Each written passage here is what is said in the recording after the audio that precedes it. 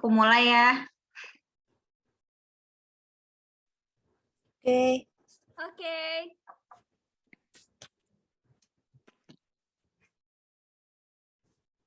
Assalamualaikum warahmatullahi wabarakatuh. Waalaikumsalam warahmatullahi wabarakatuh. Selamat siang semuanya. Siang. Oke. Kita ketemu lagi untuk pertemuan yang ketiga ya. Masih ada buat besok. Terima kasih sudah mau hadir. Mungkin sebelum kita mulai ke materi yang ketiga, boleh ya kita foto dulu buat dokumentasi aku. Oke. Siap? Yang cantik ya. Aku juga mau cantik. Siap ya? 1, 2, 3. Oke. Sebentar, satu lagi. Bentar ya.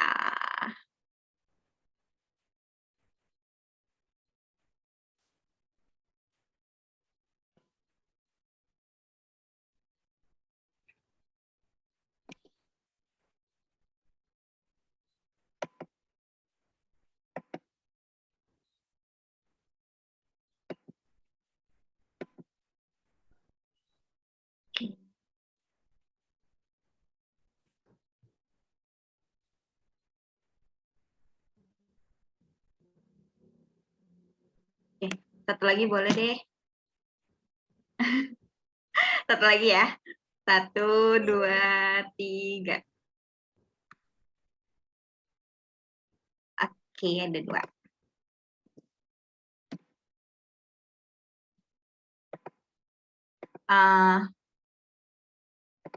Untuk mempersingkat waktu, kita lanjut ke materi selanjutnya aja ya, yang ketiga ya. Oke. Oke, aku izin share screen ya.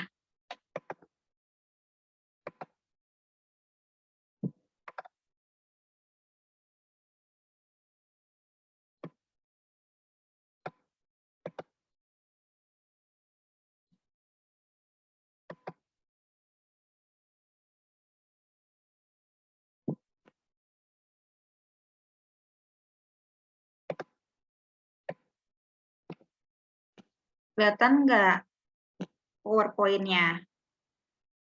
Kelihatan. Kelihatan ya. Oke, kita mulai ya. Ya, jadi hari ini kita mau bahas tentang investasi dan hal-hal yang harus diperhatikan sebelum investasi. Nah, sebelum itu aku mau nanya, ada yang tahu nggak yang dimaksud dengan investasi itu apa?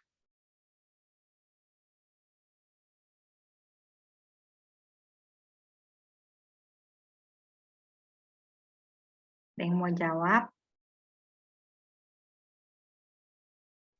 Investasi ya boleh. Boleh ya. Iya, Mbak Dari. Investasi itu kalau menurut saya apa sih namanya? Pegangan lah, pegangan kita gitu selain tabungan kalau menurut saya ya. Jadi kayak kita punya investasi apa sih ya sebutannya? Ya gitu deh, Bu. Gitu deh. Pokoknya penyimpanan uang kita selain tabungan ya, ya. Ya, seperti itu. Ada lagi? Makasih Mbak Dari. Iya.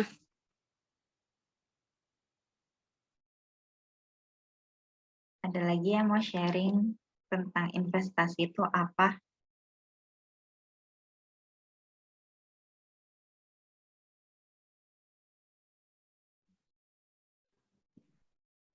Mau nambahin tapi malu ah. Nggak apa-apa Mbak Dina. Kok malu sih? Nggak apa-apa kan kita mau sharing bareng. Ayo, menurut Mbak Dina apa investasi? Menurut aku itu apa ya? Mungkin semacam apa ya, kegiatan lain selain menabung, tapi Mm-mm. berdasarkan dari modal yang kita punya, dengan harapan di kemudian hari itu kita bisa mempergunakan itu dan bisa dapat keuntungan lebih dari investasi atau modal yang udah kita tanamin sebelumnya gitu. Oke. Ya nggak sih? Betul, betul banget. Oke. Oke, kita bahas langsung aja ya, investasi itu apa. Nah, sebelum kita bahas investasi itu apa, aku mau informasiin. Nah, ini perbedaan antara menabung sama investasi. Nah, oke, menabung itu kan menurut KBBI adalah menyimpan uang. Menyimpan uangnya bisa di celengan, bisa di pos, bisa di bank, dan lain sebagainya. Nah, tapi dalam menabung itu ada pencuri. Nah, pencurinya itu bukan pencuri yang terlihat jahat ya. Jadi pencurinya itu tidak terlihat sama sekali. Nah, pencuri dalam menabung itu yaitu dinamakan sebagai inflasi. Nah, inflasi ini menyebabkan menurunnya nilai uang yang kita diamkan atau tabung. Nah, yang lebih menakutkannya lagi, yang lebih menakutkannya lagi adalah inflasi terjadi setiap hari tanpa kita sadari. Nah, penurunan yang terjadi akibat inflasi merupakan penurunan nilai, bukan nominal. Contohnya nih, yang kemarin sempat sekilas aku bahas. Contohnya misalnya nilai uang 10.000 di tahun 2011 itu akan berbeda dengan tahun 2021. Mungkin untuk nominalnya sama-sama 10.000, tapi nilainya itu berbeda antara 10.000 di tahun 2011 dengan 10.000 di tahun 2021. Di 2011 kita bisa beli dengan uang 10.000 yang kita punya itu kita bisa beli bubur beserta satenya dan juga mungkin minumannya bahkan mungkin bisa es teh manis atau es teh hangat gitu ya. Nah, tapi untuk di 2021 nominal 10.000 itu hanya bisa kita pakai untuk beli buburnya aja, belum beli sate sama air minumnya gitu. Jadi nominalnya tetap 10.000 tapi daya beli dari uang tersebut yang menurun gitu. Nah, jadi hal ini yang membuat menabung itu bukan hal yang tepat untuk sebenarnya bukan hal yang tidak tepat juga sih sebenarnya. Maaf sebentar, ada yang join. Ya, sorry. Jadi maka dari itu karena adanya inflasi itu jadi menabung itu sepertinya dirasa kurang cukup tepat untuk kita untuk keuangan kita ke depannya gitu loh. Nah, makanya oleh sebab itu, nah ini aku punya data inflasi Indonesia tahun 2011 sampai dengan 2020, di mana tingkat inflasi per tahunnya itu berbeda-beda. Nah, aku mau kasih contoh ya. Jadi pada tahun 2011 itu kan tingkat inflasi di Indonesia kan 3,79%. Kemudian 2012 4,30%, 2013 8,38%, ini cukup tinggi ya di 2013 sama 2014. Kemudian ya 2014 8,36%, 2015 3,35%, 2016 3,02%, 2017 3,61%, 2018 3,13%, 2019 2,72%, dan 2020 itu 1,68%. Nah, 2020 itu inflasi kita menurun agak jauh ya, dan itu lebih baik sih. Nah, kemudian contohnya misalnya gini, kita nabung nih, misalnya kita nabung di tahun 2011. Nah, kita nabung sebesar misalnya 100 juta. Nah, uang kita di tahun 2011 dan 2012 itu nantinya akan turun dari tahun ke tahun. Nah, ini coba aku hitung hasilnya. Untuk 2011 dia akan menurun jadi 96.210.000 dengan tingkat inflasi yang 3,79% ini. Kemudian ini kita kurangin terus dari tahun ke tahun. Dari tahun ke tahun sampai akhirnya di tahun 2020 itu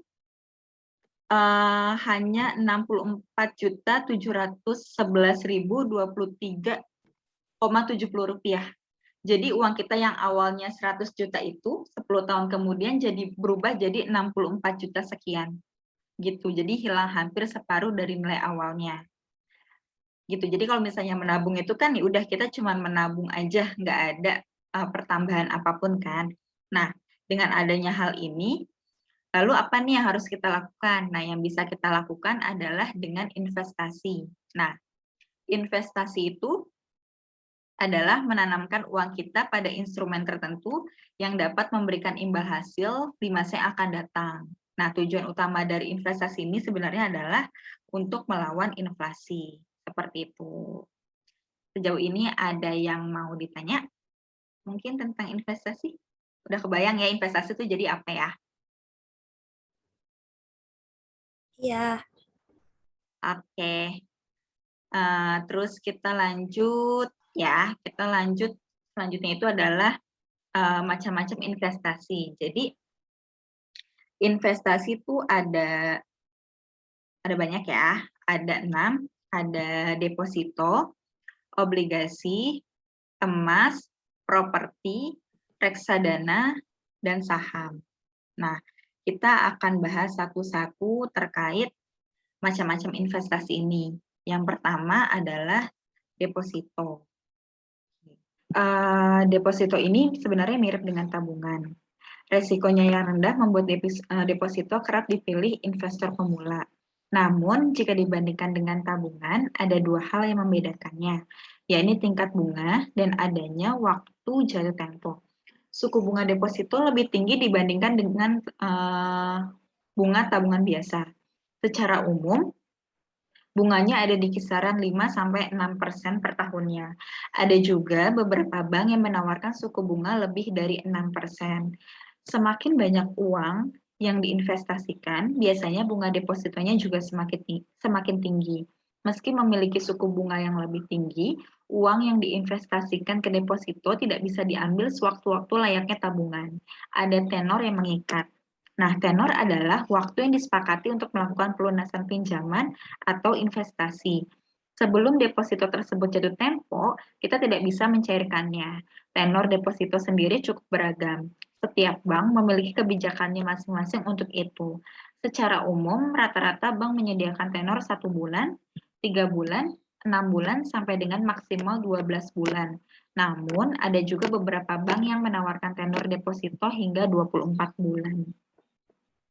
Oke, kemudian yang selanjutnya itu rumus deposito. Nah, rumus deposito ini adalah setoran pokok ditambah dengan profit dari bunga deposito dikurang dengan jumlah pajak deposito. Nah, yang pertama itu untuk mencari deposito ini kita harus cari dulu profit dari bunga depositonya. Nah, untuk rumus profit dari bunga deposito, rumusnya yaitu setoran pokok dikali dengan suku bunga deposito dikali dengan tenor dalam satuan hari, kemudian dibagi dengan 365. Kemudian yang kedua kita cari jumlah pajak deposito. Rumusnya tarif pajak dikali dengan profit dari bunga deposito.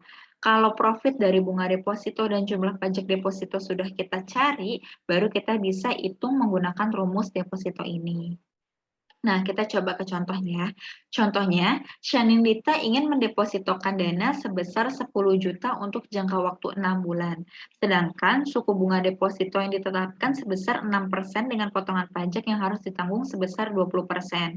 Nah, pertama kita harus ngitung profit dari bunga depositonya, yaitu setoran pokok, di mana untuk contohnya adalah 10 juta dikali dengan 6% dikali dengan 180 hari.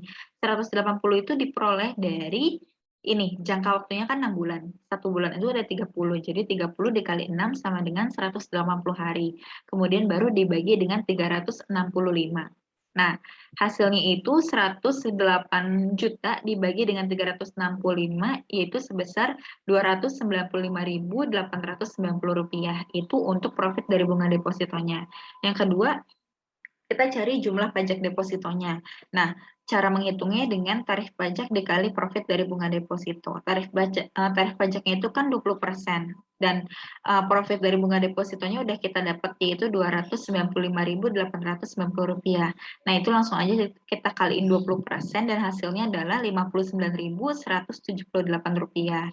Kemudian kalau udah dapat keduanya, baru kita masukin ke rumus deposito ini, yaitu setoran pokok ditambah profit dari bunga deposito dikurang jumlah pajak deposito. Berarti 10 juta ditambah Rp295.890 dikurang dengan Rp59.178 yang diperoleh dari profit dari bunga deposito dan jumlah pajak deposito. Dan hasilnya adalah Rp10.236.712. Itulah nominal yang akan diperoleh oleh Shanirita pada 6 bulan kemudian.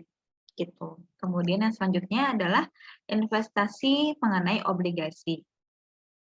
Menurut Otoritas Jasa Keuangan, obligasi adalah surat utang jangka menengah dan panjang yang dapat diperjualbelikan.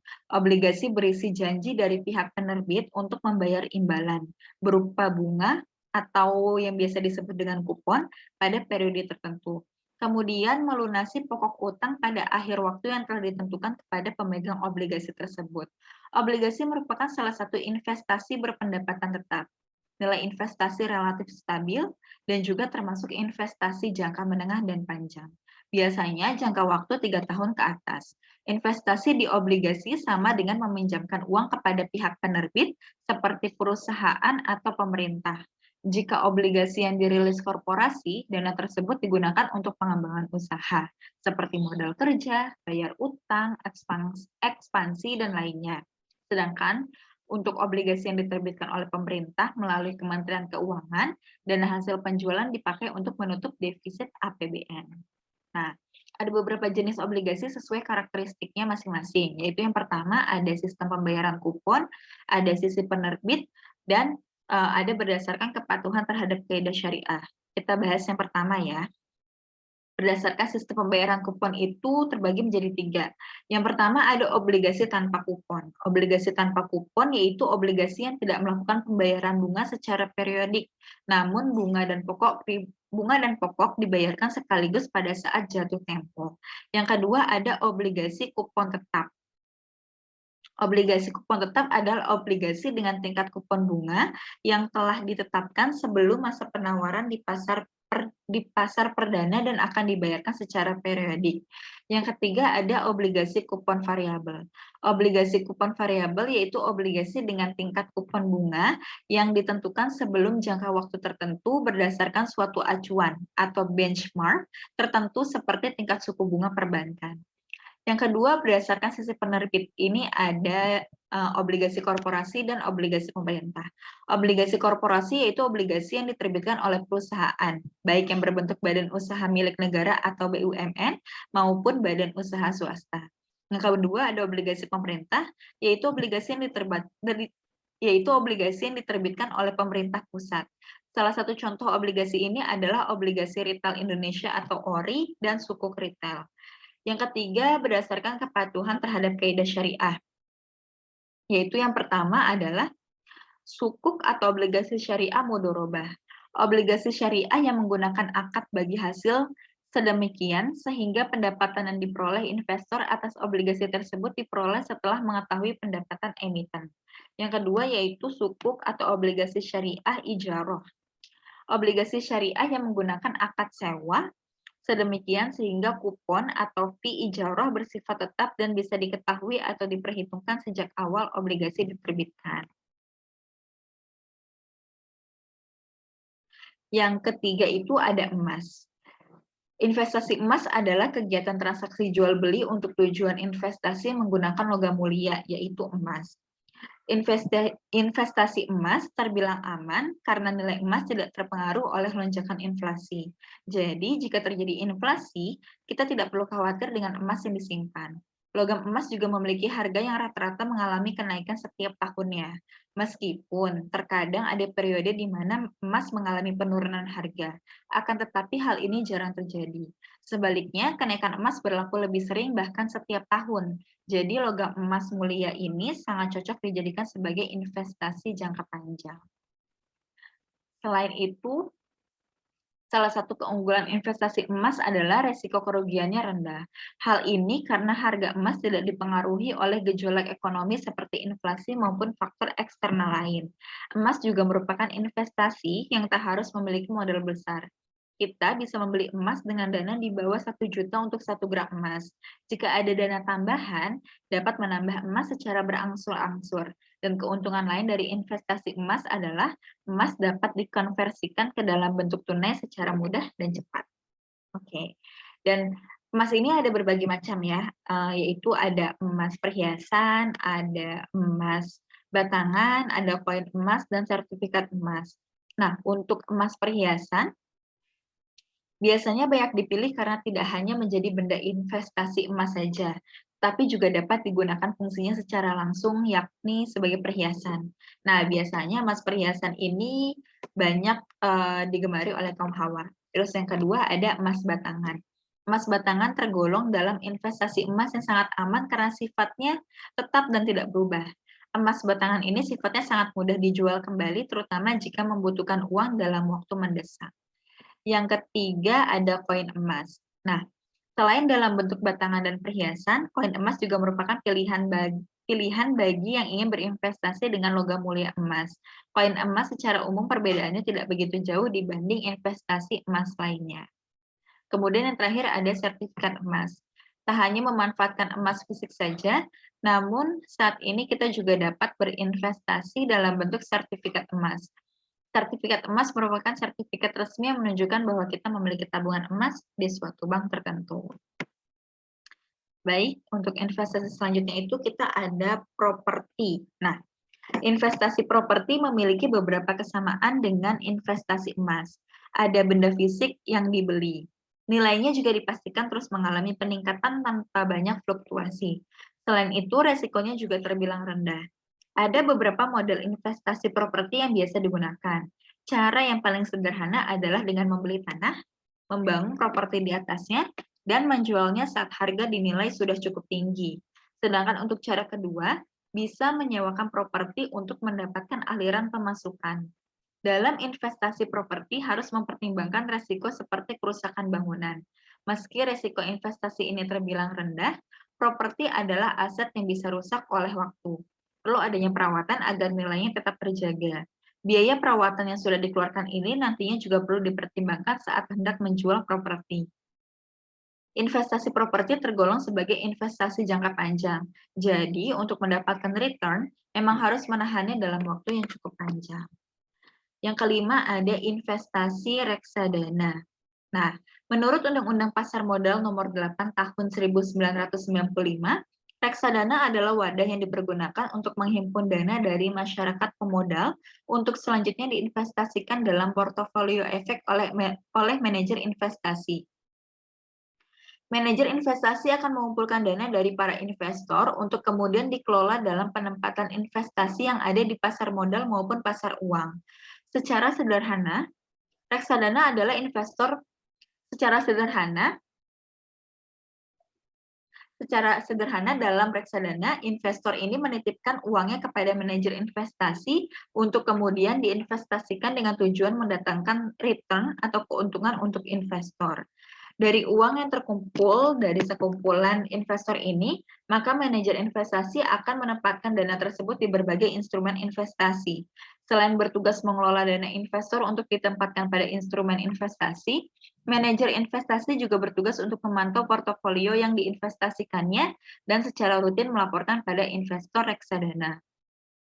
Karena dana investasi dikelola oleh manajer investasi yang berpengalaman, hal ini membuat investasi reksadana sangat cocok untuk para investor pemula yang relatif tidak memiliki banyak waktu dan keahlian untuk menghitung resiko dari investasi yang mereka tanam.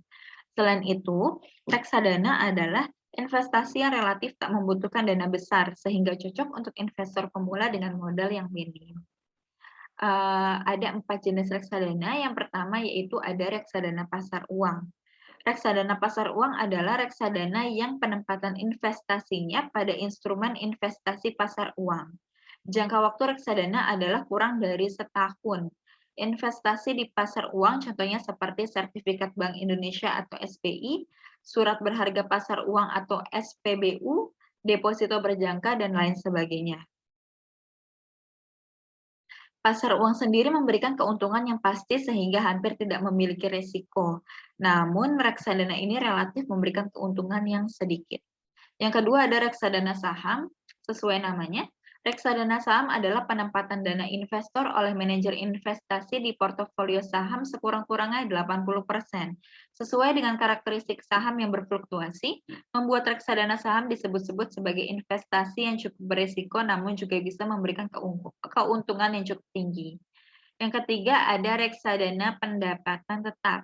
Reksadana pendapatan tetap relatif mirip dengan reksadana pasar uang. Bedanya, penempatan investasi reksadana adalah pada efek surat utang seperti surat utang negara atau SUN, sukuk, dan obligasi sekurang-kurangnya 80%. Karena ditempatkan pada surat utang, reksadana ini juga relatif tidak terlalu beresiko, namun dengan keuntungan yang lebih sedikit dibandingkan pada saham. Dan yang terakhir ada reksadana campuran. Sesuai namanya, reksadana campuran ini adalah reksadana dengan penempatan investasi gabungan antara saham dan obligasi. Oke, selanjutnya itu ada saham. Nah,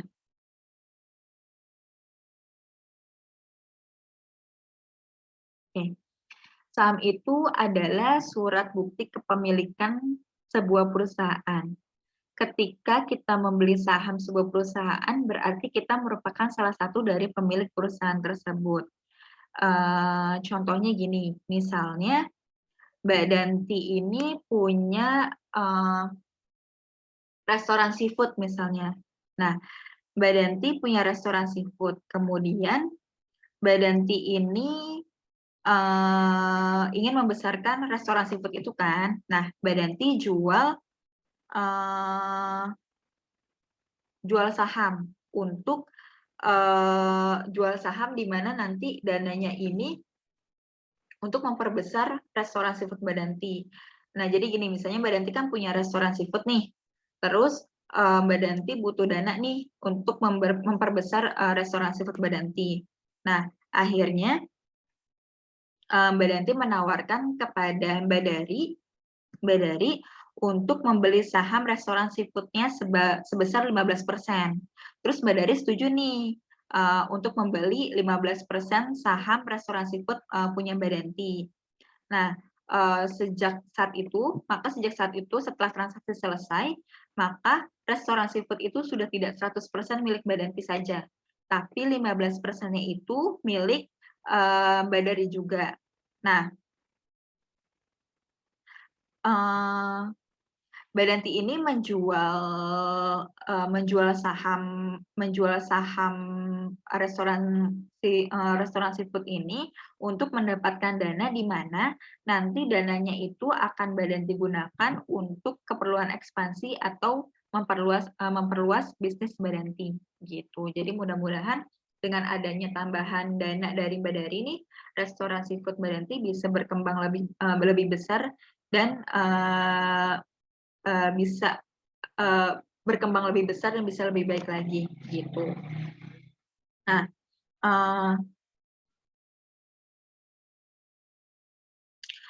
investor ini nantinya akan memperoleh keuntungan dengan dua cara, yaitu dengan capital gain dan cash dividend. Nah, capital gain adalah keuntungan yang didapat investor ketika nilai dari aset yang dimiliki mengalami kenaikan. Contohnya misalnya tadi tuh Mbak Danti kan buka restoran misalnya tahun 2018, restoran seafood. Kemudian tahun 2020 misalnya Mbak Danti mau menjual restoran seafood itu. Nah, kalau misalnya gini, pada saat nilai restoran seafood Badanti buat kan tahun 2018. Nah, itu nilai totalnya itu misalnya harganya dihargakan sebesar 1 miliar misalnya. Nah, kemudian di tahun 2020 kan udah berkembang tuh perusahaan seafood Badanti. Nah, itu sudah bernilai misalnya 2 miliar. 2 miliar di tahun 2020 dan itu mau Badanti jual ke pihak lain misalnya. Nah, berarti Badanti itu ketika menjual restoran seafood itu mendapatkan keuntungan sebesar 1 miliar gitu. Jadi capital gain itu adalah keuntungan ketika kita menjual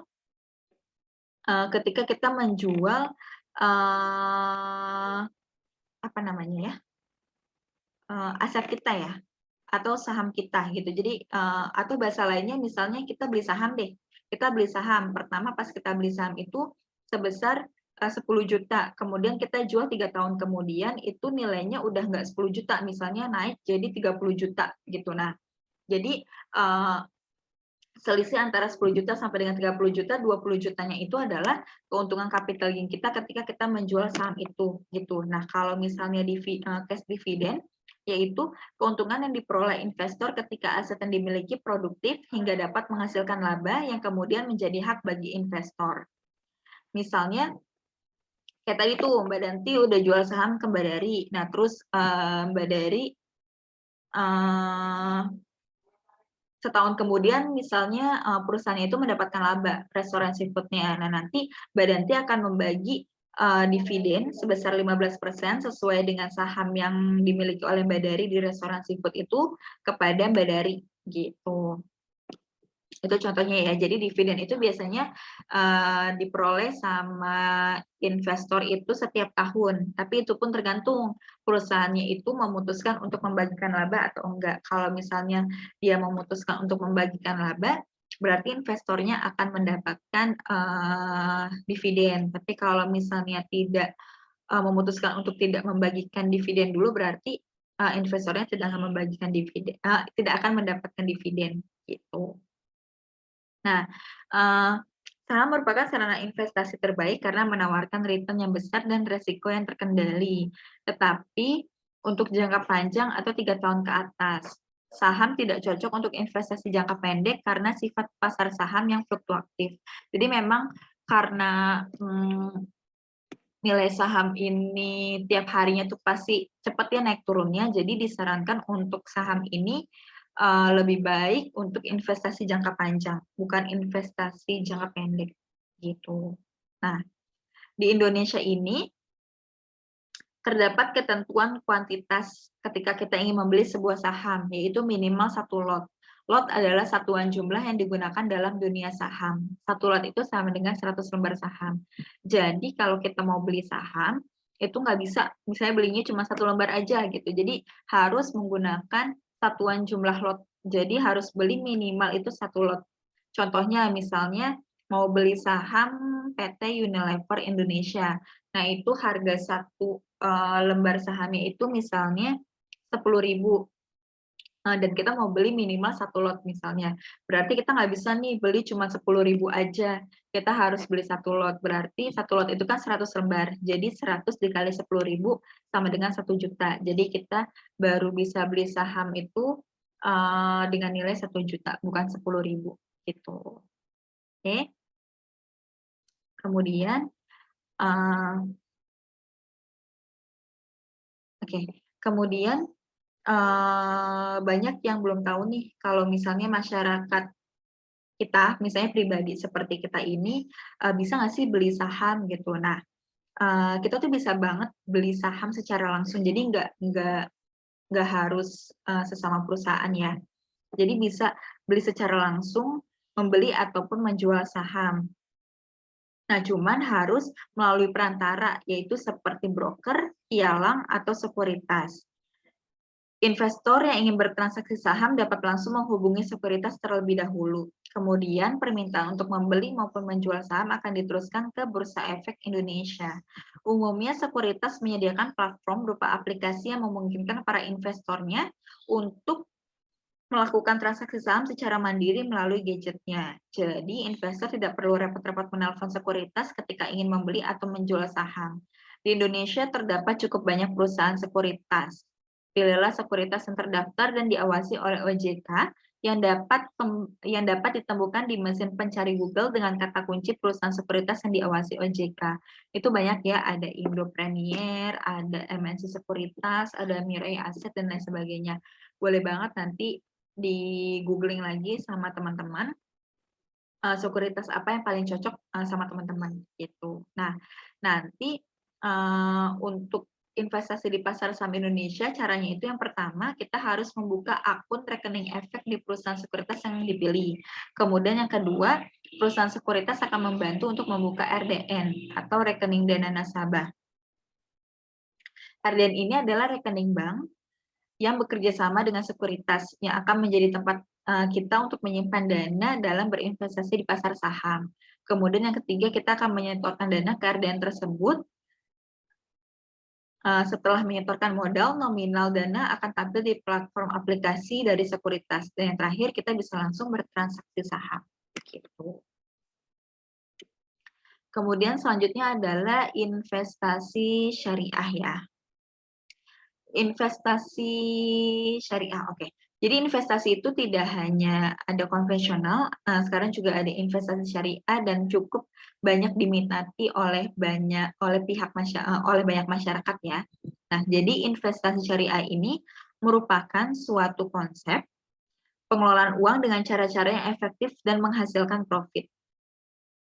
Namun bedanya dalam investasi syariah, konsep-konsep yang diterapkan dalam instrumen keuangannya berdasarkan pada syariat Islam. Fatwa Dewan Syariah atau DSN yang dinaungi oleh Majelis Ulama Indonesia atau MUI adalah prinsip hukum syariah dari operasional investasi syariah di Indonesia. Oke, dasar hukum investasi syariah. Untuk menjalankan investasi berbasis syariah agar selaras dengan pedoman dan ajaran bermuamalah dalam Islam, maka yang menjadi dasar hukum investasi syariah lebih lanjut dirinci pada fatwa DSN MUI, yaitu yang pertama ada fatwa nomor 20 DSN MUI tahun 2001 tentang pedoman pelaksanaan investasi untuk reksadana syariah. Yang kedua ada fatwa nomor 32 tahun 2002 tentang obligasi syariah. Yang ketiga ada fatwa nomor 33 tentang obligasi syariah mudharabah. Yang keempat ada fatwa nomor 40 tahun 2003 tentang pasar modal dan pedoman umum penerapan prinsip syariah di bidang pasar modal. Yang kelima, ada fatwa nomor 41 tahun 2003 tentang obligasi syariah ijarah. Yang keenam, ada fatwa nomor 59 tahun 2007 tentang obligasi syariah mudharabah konversi. Yang ketujuh, ada fatwa nomor 65 tahun 2008 tentang hak memesan efek terlebih dahulu atau HMETD syariah. Yang kedelapan, ada fatwa nomor 66 tahun 2008 tentang waran syariah. Yang ke-9 ada fatwa nomor 69 tentang surat berharga syariah negara atau SBSN. Yang ke-10 ada fatwa nomor 71 tahun 2008 tentang sell and leaseback. Yang ke-11 ada fatwa nomor 72 tahun 2008 tentang SBSN ijarah sell and leaseback. Yang ke-12 ada fatwa nomor 76 tentang SBSN ijarah aset to be leased. Yang ke-13 ada fatwa nomor 80 tahun 2011 tentang penerapan prinsip syariah dalam mekanisme perdagangan efek bersifat ekuitas yang bersifat ekuitas. Oke, kemudian yang selanjutnya ini syarat investasi syariah. Syarat investasi syariah ini yang pertama tidak boleh mengandung gharar dan maisir. Gharar adalah pemberian informasi yang cacat dan tidak lengkap yang membuat nasabah kebingungan. Sedangkan maisir adalah resiko investasi yang berlebihan. Dalam investasi syariah, kedua hal tersebut tidak boleh ada. Yang kedua ini ada akad wakalah bil ujroh dan mudorobah. Syarat investasi syariah selanjutnya adalah akad wakalah bil ujroh dan mudorobah. Ini merupakan penjaminan atas wali dalam investasi berbasis syariah, sedangkan akad mudorobah adalah bentuk kepercayaan pemilik modal kepada investor dan sebaliknya. Yang ketiga ada proses pembersihan keuntungan. Syarat berikutnya adalah terdapat proses pembersihan pendapatan pada investasi. Secara berkala akan dilakukan pengecekan apakah investasi dihasilkan dari sumber yang syar'i atau tidak. Dan yang terakhir adalah hanya berinvestasi di perusahaan-perusahaan halal. Syarat yang paling penting dari investasi syariah adalah penempatan dana hanya dilakukan di perusahaan yang halal. Tujuannya adalah untuk menghindari riba dan hal-hal lain yang tidak dibenarkan dalam Islam. Selanjutnya adalah perbedaan investasi syariah dan konvensional. Yang pertama yaitu emiten saham tidak bertentangan dengan ajaran Islam. Dalam investasi berbasis syariah, segala proses dan aktivitasnya selalu berlandaskan pada syariat Islam, termasuk dalam kegiatan jual dan beli saham. Pada jenis investasi lain yang tidak berdasarkan pada syariat Islam, seringkali emiten melakukan transaksi jual beli saham dengan tidak memperdulikan halal atau haramnya nilai yang terkandung dalam saham tersebut, sehingga terdapat potensi kecurangan atau manipulasi dari salah satu pihak. Pada investasi syariah, transaksi jual beli saham pada pasar modal didasarkan pada prinsip-prinsip Islam seperti musyarakah, salam, dan mudorobah, sehingga terbebas dari riba dan hal-hal yang tidak disenangi oleh Islam. Emiten saham dalam investasi berbasis syariah tidak bertentangan dengan ajaran Islam. Yang kedua yaitu menggunakan sistem bagi hasil. Pada investasi syariah, pembagian keuntungan dilakukan dengan menggunakan sistem bagi hasil. Sedangkan pada investasi konvensional, keuntungan didapatkan dari bunga yang sebesar-besarnya. Keuntungan dari bagi hasil pada investasi syariah dilakukan untuk menghindari riba. Dan yang terakhir adalah ada musyawarah untung dan rugi. Dalam pelaksanaan investasi syariah, terdapat musyawarah untung dan rugi di antara kedua belah pihak. Musyawarah ini dilakukan dengan melalui proses akad syariah yang melibatkan prinsip akad bagi hasil atau mudorobah, kerjasama atau musyarakah, dan ijaroh atau sewa-menyewa. Nah, kemudian ada jenis investasi syariah. Sebenarnya untuk jenis investasi syariah ini hampir sama dengan investasi konvensional, yaitu ada deposito. Bedanya yaitu untuk jenis investasi syariah ada deposito syariah, ada obligasi syariah, ada emas syariah, ada properti, reksadana syariah, dan saham syariah. Nah, untuk deposito syariah merupakan suatu produk simpanan yang memiliki jangka waktu tertentu dengan mempertimbangkan prinsip syariah dalam mengelolanya. Deposito syariah dapat diperuntukkan bagi nasabah perorangan maupun bagi perusahaan. Konsep yang diterapkan dalam deposito syariah adalah dengan menempatkan nasabah sebagai pemilik dana atau sohibul ma'al yang secara langsung bertindak sebagai pengelola dana atau mudorib. Adapun rasio keuntungan yang dapat diraih dengan menggunakan deposito syariah ditentukan oleh akad mudorobah. Sebagai contoh, jika rasio yang disepakati adalah 65:35, maka kita akan mendapatkan nilai bagi hasil dengan besaran 65%. Dan pihak bank akan mendapatkan bagi hasil senilai 35%. Yang kedua ada obligasi syariah. Obligasi syariah sangat cocok untuk kita yang masih pemula dalam dunia investasi. Obligasi syariah atau sukuk merupakan surat berharga jangka panjang yang dikeluarkan emiten kepada pemegang surat obligasi. Pelaksanaan obligasi syariah menggunakan proses akad yang sesuai dengan syariat Islam seperti ijaroh, istisna, salam, murobahah, mudorobah, serta musyarakah. Yang ketiga ada emas syariah. Nah, salah satu bentuk investasi syariah lainnya adalah dalam bentuk emas. Emas dapat digunakan sebagai salah satu investasi syariah karena penggunaannya membawa banyak manfaat. Harga emas sendiri di setiap tahunnya cenderung naik, walaupun sempat turun pada beberapa kesempatan, namun nilai kenaikannya lebih spesifik. Yang keempat ada properti. Bisnis properti merupakan salah satu bisnis yang tidak pernah sepi peminatnya. Banyak yang menganggap bahwa investasi properti syariah merupakan pilihan yang tepat karena sesuai dengan prinsip Islam. Investasi properti yang menjanjikan juga menjadi alasan utama mengapa investasi ini diminati. Yang kelima ada reksadana syariah. Reksadana syariah adalah salah satu jenis investasi syariah yang tengah populer belakangan ini, terutama di kalangan milenial. Kita bisa memilih berbagai jenis reksadana syariah seperti pasar uang, pendapatan campuran, atau tetap hingga saham.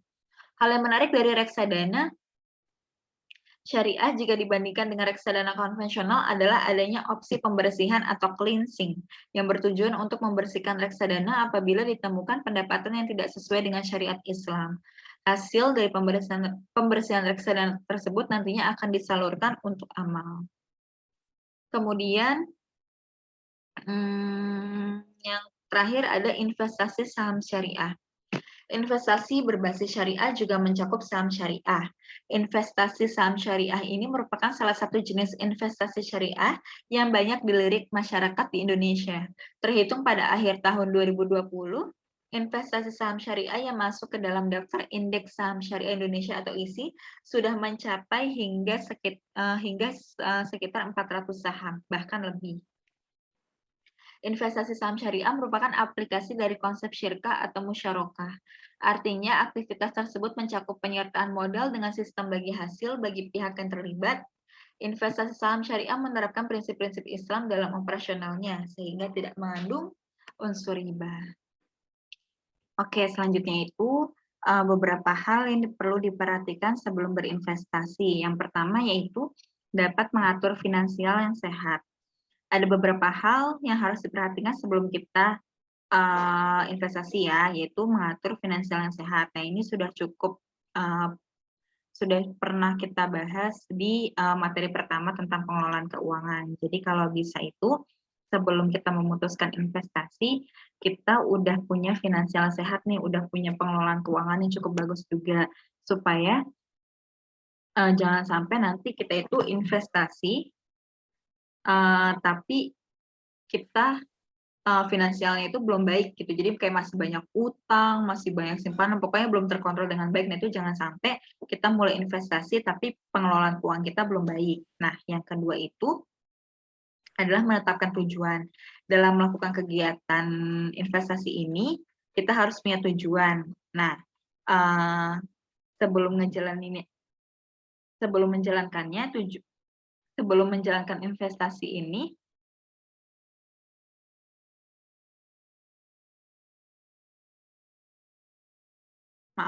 sebelum menjalankan investasi ini, kita udah harus buat tujuannya. Nah, ini tujuan ini dilakukan untuk mengetahui langkah apa yang tepat untuk diambil. Nah, tanpa tujuan yang jelas, kita akan sulit menentukan langkah-langkah dan rencana ke depannya.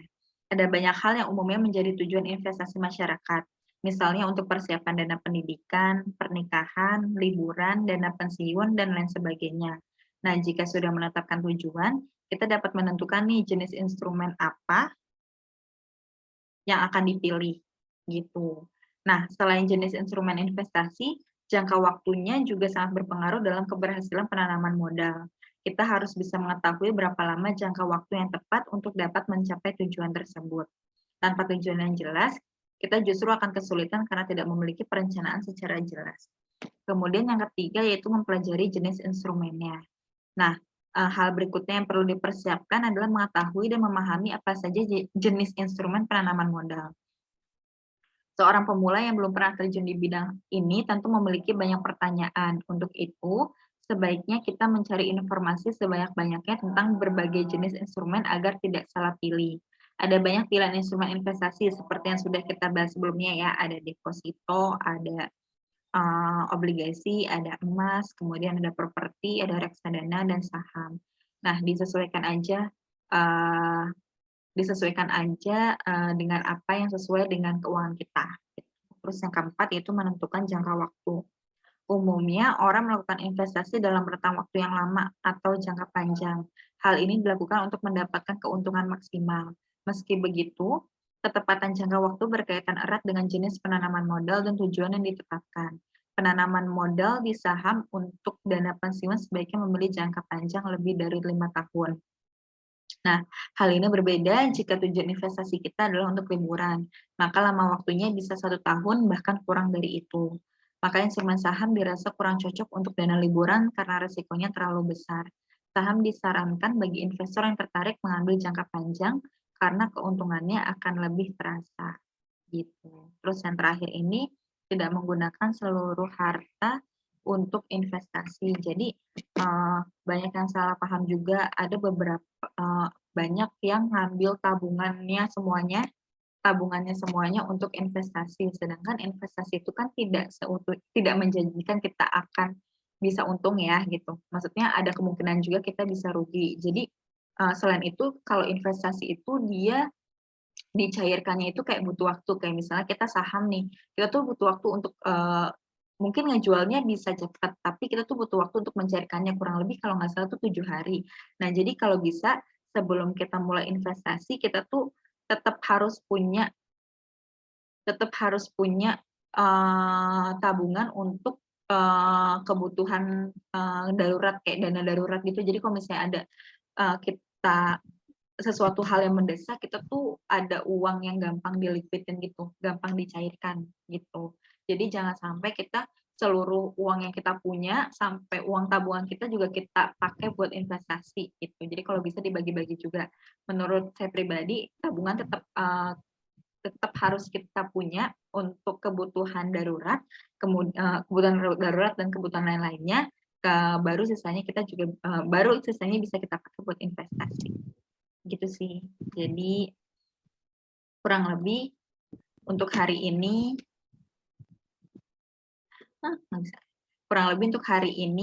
materi kita sudah selesai. Mudah-mudahan bermanfaat untuk semuanya. Jadi ada yang mau ditanyakan tentang investasi? Apa tuh? Boleh deh kita sharing ya. Sekarang kita open discuss aja. Apa Mbak Dinda? Mau nanya nih, dari materi yang udah disampaikan tadi, secara kesimpulan, kalau menurut Mbak Lia sendiri, dari beberapa instrumen investasi yang ada, kira-kira mana sih yang sekiranya tuh lebih rendah lah gitu, untuk segi resikonya, untuk pemula kayak kita, untuk yang belum nikah ataupun yang belum nikah gitu. Kalau mau mulai investasi itu kira-kira yang mana gitu. Aku coba jawab ya Mbak Dinda. Oke. Untuk resiko yang rendah itu menurutku itu deposito sama reksadana dan emas. Nah, kalau deposito itu kan kita resikonya rendah aja. Jadi kan kita cuman kurang lebih sama kayak nabung lah, kita nabung, cuman kita itu kalau nabung kita bisa ngambil uang kapan aja kan. Nah, kalau deposito itu kan enggak. Jadi kayak ada tenor atau jangka waktunya bisa ambil dari kesepakatan awal. Misalnya kesepakatan awal Mbak Dinda sama suatu bank itu baru bisa diambil itu setahun misalnya. Nah, Mbak Dinda itu baru bisa ngambil uangnya itu setahun kemudian setelah Mbak Dinda nabung. Nah, kalau tabungan itu kan Mbak Dinda mau ngambil sebulan kemudian juga, atau besoknya mau ngambil kan juga nggak apa-apa kan, nah gitu. Nah, cuman memang bedanya deposito sama nabung itu kan deposito itu suku bunganya lebih besar kan, karena baru bisa diambil sesuai dengan kesepakatan yang udah Mbak Dinda buat sama bank tersebut gitu. Jadi menurut aku pribadi untuk deposito itu dia resikonya rendah, jadi dia tidak terlalu beresiko tinggi sih, karena juga dia kan hanya tergantung dengan suku bunga yang ada dari BI ya, gitu. Jadi menurut aku untuk pemula itu bisa menggunakan deposito, itu yang pertama karena hal itu. Yang kedua itu bisa pakai emas. Emas itu kan salah satu investasi yang nggak berpengaruh sama inflasi ya. Jadi emas itu bisa kita lihatlah harganya itu dia terlihat lebih stabil sih. Kadang juga turun, cuman turunnya tuh nggak yang sampai drop banget gitu loh. Maksudnya masih oke lah gitu kan. Malah dia terbilang setiap tahunnya itu pasti dia naik kan harganya gitu. Nah, itu bisa tuh pakai investasi emas. Terus yang ketiga itu pakai reksadana. Nah, reksadana itu kan itu cocok banget buat pemula karena mungkin kita masih belum paham nih kira-kira tuh kita harus gimana ngolah jual belinya gitu kan. Nah, kalau di reksadana itu ada manajer investasi. Nah, Manajer investasi itu yang nanti bakalan bantu kita buat ngolah dana kita, dan nanti dia juga yang akan informasikan kita tiap bulannya. Kita itu misalnya keuangan kita itu untuk di perusahaan ini untung atau gimana gitu. Nah, mereka tuh akan informasikan tentang itu. Jadi untuk kita yang masih agak awam tentang investasi tapi mau coba mulai, itu bisa banget dari awalnya itu coba reksadana juga sih. Jadi menurut aku sih yang bisa cocok untuk pemula itu ada deposito, emas, sama reksadana gitu. Oke, Kalau makasih ya, jawabannya. kalau saham juga bisa, cuma memang dia risikonya agak tinggi sih. Tapi memang imbal hasilnya pasti lebih gede sih return-nya gitu. Cuman kalau untuk yang risikonya rendah, pasti return-nya juga nggak terlalu tinggi gitu. Jadi disesuaikan aja dengan Mbak Dinda. Oke? Oke, makasih Oke, ada jawabannya. lagi. Sama-sama. Ada lagi nggak yang mau nanya?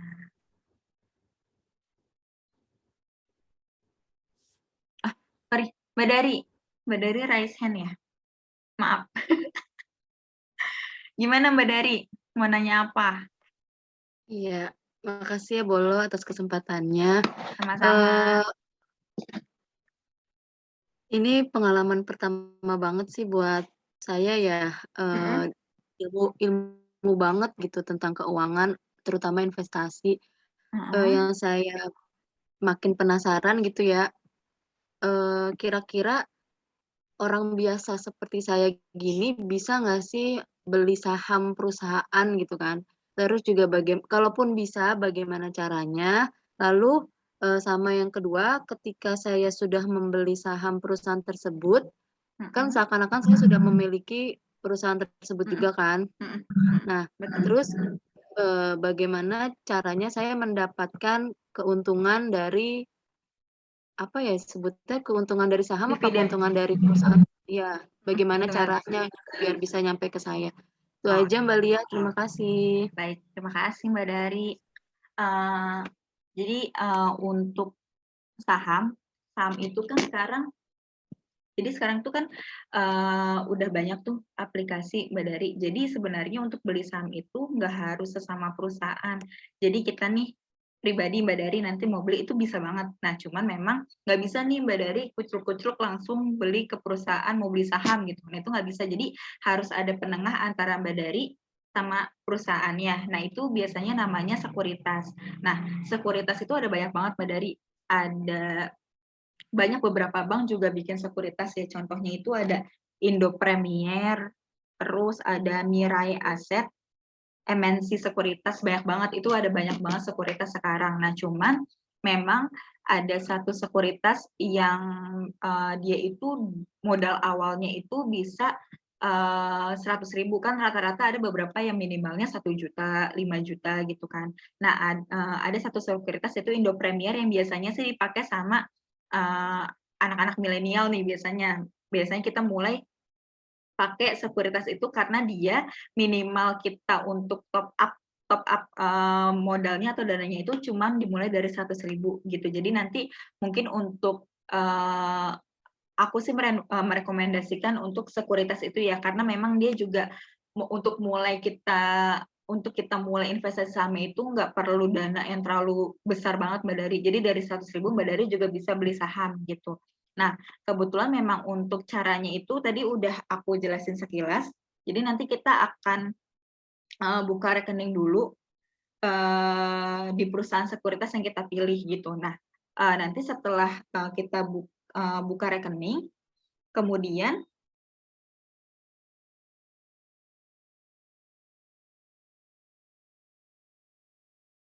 nanti dibuatkan rekening untuk Mbak Dari khusus. Nah, nanti dari rekening tersebut di rekening tersebut akan dijadikan sebagai proses untuk jual atau beli saham gitu. Nah, nanti untuk keuntungannya pun nanti akan ditransfer ke rekening itu.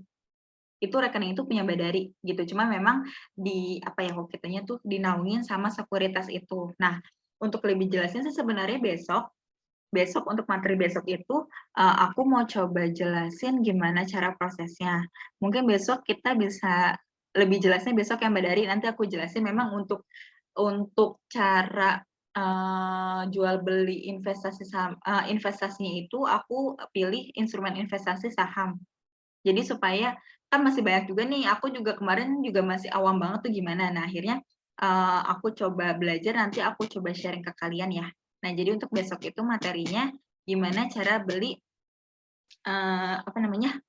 jual beli instrumen investasi saham gitu. Jadi lebih jelasnya besok sih Mbak Dari, nanti kita sharing ya, nanti besok kita sharing. Gitu. Jelas nggak Mbak Dari? Iya, makasih ya Lia ya. Sama-sama. Ditunggu besok. Oke, jangan lupa hadir ya. Ada lagi nggak yang mau nanya? Siapa tuh? Oh, Mas Dila. Gimana Mas Dila? Bener kan ya? Mas Dila raise hand ya? Oh iya, gimana Mas Dila? Assalamualaikum Mbak Lia, terima kasih atas materinya. Ya, sama-sama Mas Dila. Banget untuk masalah keuangan keluarga ya. Ya. Sama gitu. Lagi yang baru nikah ya? Ya, masalah tabungan atau investasi, ya investasi ini sih awal-awal sih ngeliat ngulik-ngulik itu ada di marketplace, kayak di Bukalapak atau di Tokped. Itu ada menu namanya investasi. Nah, saya coba-coba sih, emang itu kan dari mulai belinya itu murah juga, ada 15.000 sampai 100.000 gitu kan. Pasti di situ emang ada portofolionya juga, ada yang dijelasin tadi Mbak Lia. Itu caranya dinaungi antara customer saya, lalu yang punya perusahaan, saya belinya melalui flash tapi gitu kan. Ya mungkin seperti itu aja sih investasi yang saya tahu. Mungkin ada tambahan dari Mbak Lia mengenai investasi melalui marketplace gitu. Apakah aman atau tidak gitu. Oh gitu. Gini sih, Mas Dila, makasih udah sharing. Gini sih Mas Dila, kalau misalnya saran aku, pasti kan marketplace-nya Bukalapak ya Mas Dila? Iya, Bukalapak sama Tokopedia. Nah, kedua marketplace itu kan maksudnya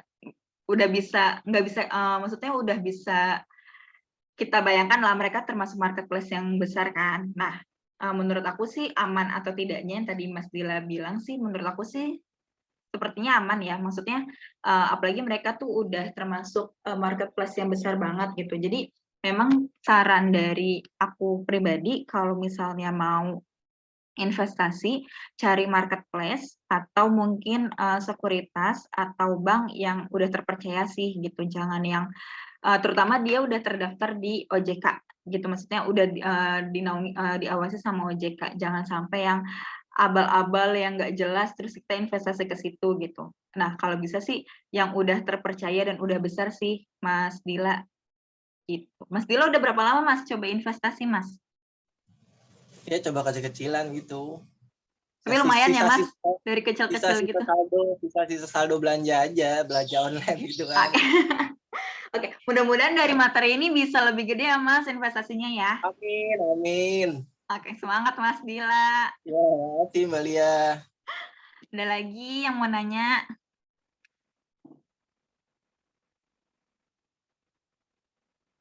Oke. Udah cukup ya? Udah cukup jelas belum? Jelas, Li. Oke, mudah-mudahan bermanfaat. Mudah-mudahan bisa bermanfaat untuk kita semua ya materi ini, dan mudah-mudahan sih bisa diaplikasikan juga. Dan untuk materi terakhir, seneng nggak terakhir? Seneng ya? Ini kok gitu? Kayaknya seneng banget. Ya, besok pertemuan terakhir kita. Setelah itu bebas, nggak ketemu aku lagi. Jadi besok itu kita akan bahas tentang gimana cara jual beli investasi saham gitu. Untuk sekuritasnya aku akan contohkan sekuritas Indo Premier gitu ya. Jadi ditunggu besok ya teman-teman. Ditunggu kehadirannya, jangan bosen. Oke? Terima kasih semuanya. Terima kasih juga Lia. Aku mau screenshot sebentar. Terima kasih Lia. Mau foto lagi nggak? Foto terus ya? Boleh deh foto dulu ya. Oke. 1, 2, 3.